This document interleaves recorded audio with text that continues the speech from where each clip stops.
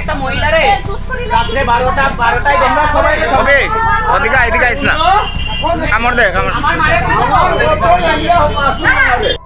কৈলাসহর ভদ্রপল্লী এলাকায় এক ব্যক্তির সারমেয়র মানুষ এবং ছাগলকে আক্রমণের ঘটনায় কৈলাসহরে এক অভিনব প্রতিবাদ মিছিল করে ওই এলাকার মানুষ।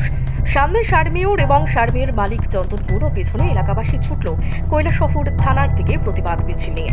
জানা যায় চন্দন গুণ তিনি একজন সরকারি কর্মচারী ছিলেন, বর্তমানে তিনি অবসরে গিয়েছেন। ওনার দুটি বাড়ি রয়েছে, একটি বাড়ি রয়েছে কৈলাসহর গোবিন্দপুর এলাকায় এবং আরেকটি ভদ্রপল্লী এলাকায়। তিনি প্রতিদিন ওনার সারমেয়টিকে নিয়ে ভদ্রপল্লী এলাকায় ওনার বাড়িতে যান। স্থানীয়দের অভিযোগ সারমেয়টির আগে অনেক ব্যক্তি এবং ছাগলকে আক্রমণ করেছে, এতে আহত হয়েছেন বেশ কয়েকজন। তাই বাধ্য হয়ে এলাকাবাসী একত্রিত হয়ে চন্দন গুণ এবং ওনার সারমেয়টির নিয়ে একটি প্রতিবাদ মিছিল মাধ্যমে অভিনব কায়দায় কৈলাসহর থানায় এসে ওই ব্যক্তির বিরুদ্ধে একটি লিখিত অভিযোগ দায়ের করেন এলাকাবাসী। স্থানীয়রা আরও জানান, ওই সারমেয়টি বেশ কিছু মানুষকে আক্রমণ করার পর ওই ব্যক্তি কোনো ক্ষতিপূরণ দেননি। পাশাপাশি চন্দন গুণ অকারণে বুধবার সকালে ওই এলাকায় কয়েকজনকে অশ্লীল ভাষায় গালিগালাজও করেন।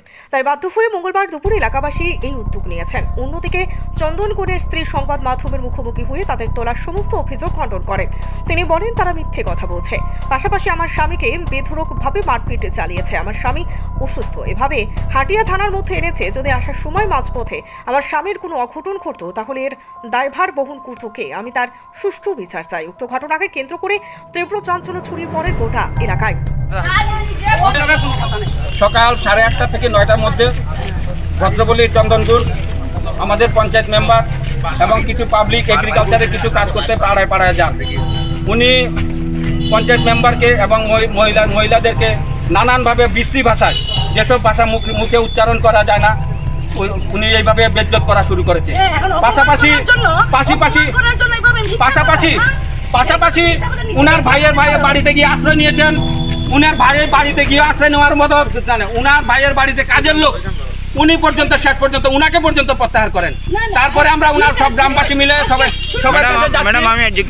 সবার কাছে যাচ্ছি। তখন আমরা পলিটিক্যাল কিচ্ছু না, এখানে কিচ্ছু পলিটিক্যাল না, এখানে গ্রামবাসীর সম্মান। উনি যে একটা কুত্তা নিয়ে যান, 11 জন মানুষকে কামড় দিয়েছে, 7টা ছাগলকে কামড় দিয়েছে, ইদানিং একটা ছাগল মেরেছে। উনাকে বিচার চাইতে গেলে উনি বিচার দেন না। এখন কি চাইছেন আপনারা? এটা আমরা প্রায় 10টা থেকে এখন তো কয়টা বাজে? প্রায় 12টা। আমরা 11টার সময় উনাকে রাস্তাতে গাড়ি আটকে উনাকে আমরা থানাতে এনেছি। আমাদের বাড়িতে জায়গা উনি রিটায়ার্ড পারসন, উনার পুরো বাড়িতে উনি ভাড়া দেন, বেড়া দেন। উনার ভিতরে উনার ছাগল ঢুকেছে বাড়ির দুটো কুত্তা। আমার এই কুত্তা না, কিন্তু ওরা মিথ্যা কথা বলছে, এই কুত্তা না, বাড়ির দুটো কুত্তা ওদেরকে আটকিয়ে হয়তো মেরেছে।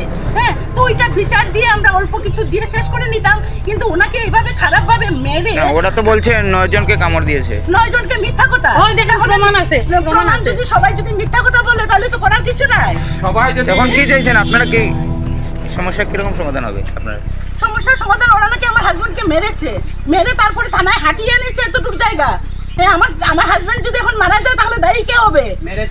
দুইবার ইনসুলিন নিতে লাগে, সকালে একবার ইনসুলিন, রাত্রে একবার ইনসুলিন, 4-5টা সুগারের ওষুধ। এই অবস্থায় যদি আমার ছেলে মেয়ে বাইরে থাকে চাকরি করে, ওরা যদি এখন এখানে থাকতো তাহলে তো কোনো সমস্যা হতো না। আমি মেয়ে মানুষ, এইভাবে এসে আমি কি করি? কোন জায়গায় বাড়ি আপনার? গোবিন্দপুর।